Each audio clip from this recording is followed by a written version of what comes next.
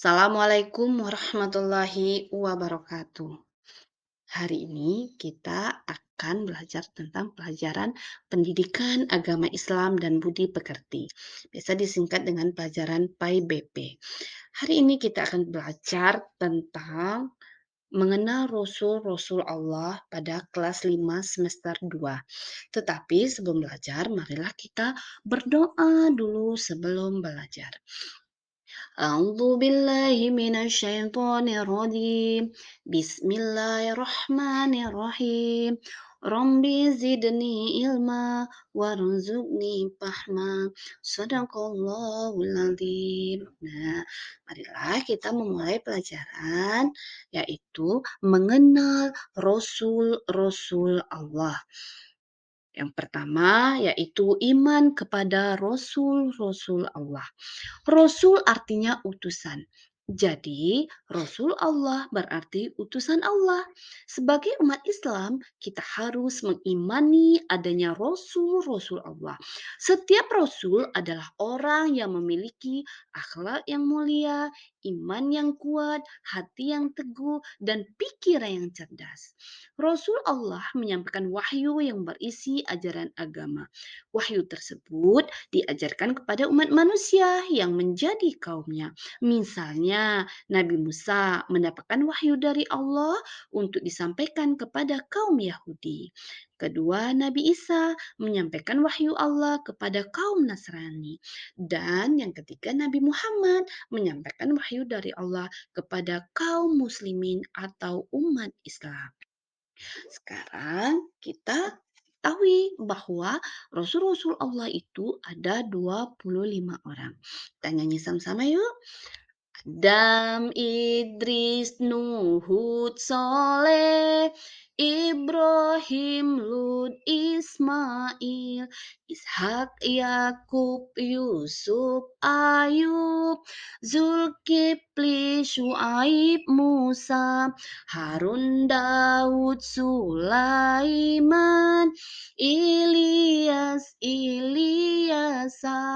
Yunus, Zakaria, Yahya, Isa, Muhammad Al-Mustafa. Itu adalah 25 nabi dan rasul. Sifat Rasul itu mempunyai sifat-sifat. Yang pertama yaitu sidik, artinya benar. Jadi Rasul itu orangnya benar. Yang kedua yaitu amanah, dapat dipercaya. Wahyu yang disampaikan kepada umatnya itu sangat amanah, dapat dipercaya. Yang ketiga yaitu tabligh, artinya menyampaikan.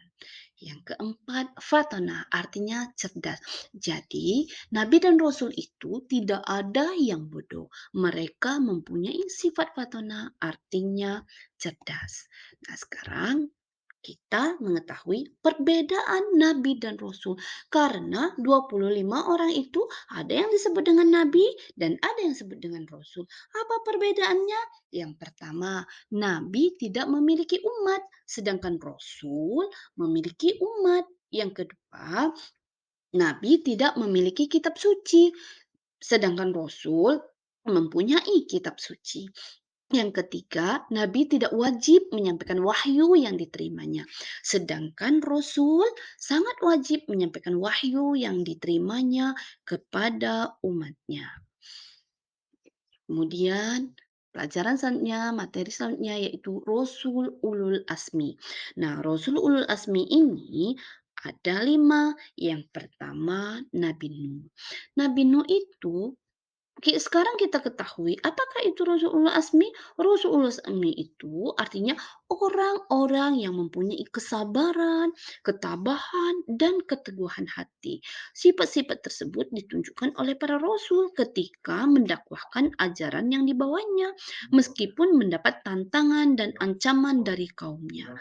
Nah, para Rasulullah Asmi ini tetap sabar dan tabah menyebarkan ajaran-ajaran Allah.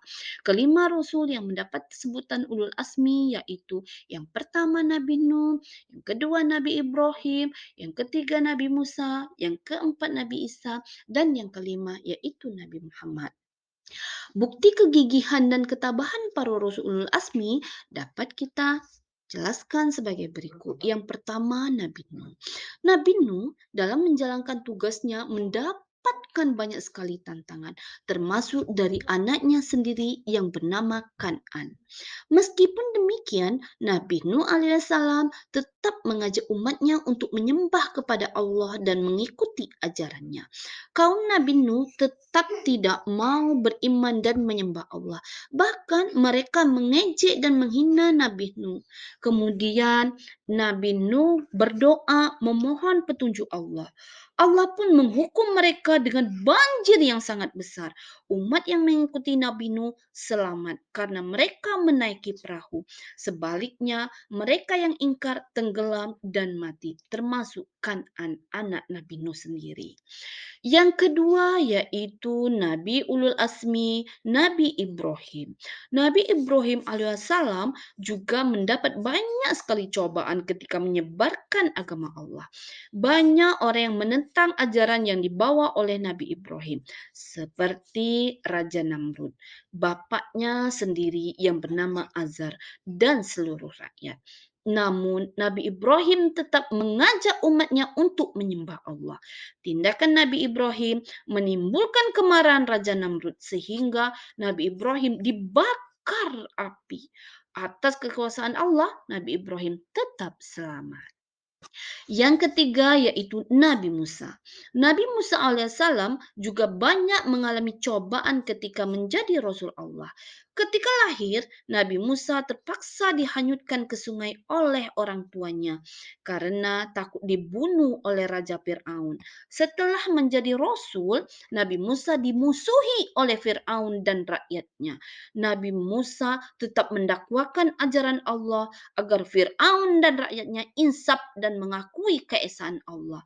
Akhirnya Fir'aun dan tentaranya mengejar Nabi Musa dan pengikutnya hingga ke tepi laut. Atas mukjizat dari Allah, Nabi Musa mampu membelah lautan dengan tongkatnya sehingga selamat. Sedangkan Fir'aun dan tentaranya mati tenggelam di Laut Merah. Yang keempat yaitu Nabi Isa. Nabi Isa alaihissalam banyak mendapat cemoohan dan siksaan dari orang-orang yang tidak percaya pada ajarannya. Nabi Isa dengan sabar dan tabah tetap menyebarkan agamanya dengan penuh kasih sayang. Nabi Isa membantu menyembuhkan orang-orang yang sakit. Atas mukjizat dari Allah, Nabi Isa mampu menghidupkan orang yang sudah mati. Namun, kaumnya tetap ingkar dan merencanakan untuk membunuh Nabi Isa di tiang salib. Namun, Allah melindungi Nabi Isa dan mengangkatnya ke langit sehingga terhindar dari penyaliban. Yang kelima yaitu Nabi Muhammad SAW.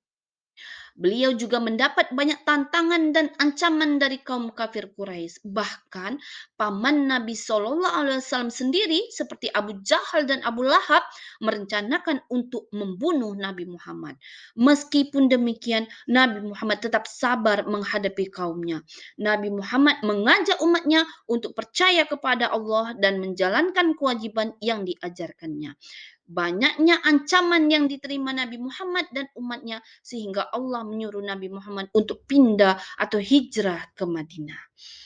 Itulah pelajaran kita hari ini, materi kita hari ini tentang beriman kepada Rasul-Rasul Allah. Terima kasih, semoga ilmunya bermanfaat. Amin, amin, ya robbal alamin. Wassalamualaikum warahmatullahi wabarakatuh.